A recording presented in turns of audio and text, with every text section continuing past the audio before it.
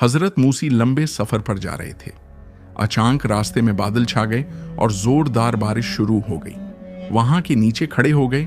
इसी समय अल्लाह ताली ने आवाज दी, अहमद सामने जो भी है उसको बंद कर दो। वो फौरा जुबली की तरफ बढ़े। अंदर झांका तो देखा कि एक आदमी गहरी नींद में सो रहा है। हजरत मूसी हैरान हो गए और उन्होंने खामोशी से दरवाजा बंद किया और वापस लौटा।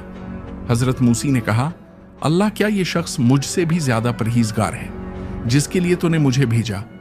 अल्लाह ताली ने जवाब दिया, नहीं, मैं राना फरमान बंदा है जिससे मैं बहुत नाराज हो मुझसे पूछा, फिर आपने मुझे क्यों भेजा? अल्लाह ने फरमाया, ए सागर, बारिश की एक बूंद भी उसके जिस्म पर गिर जाती तो ये मेरा नाम लेकर मुझे पुकारता और मैं अपने नाम की लाज रखते हुए माफ कर देता है। हजरत मूसी की आंखें नम हो गईं। वो बोले, तो है सबसे बड़ा माफ करने वाला।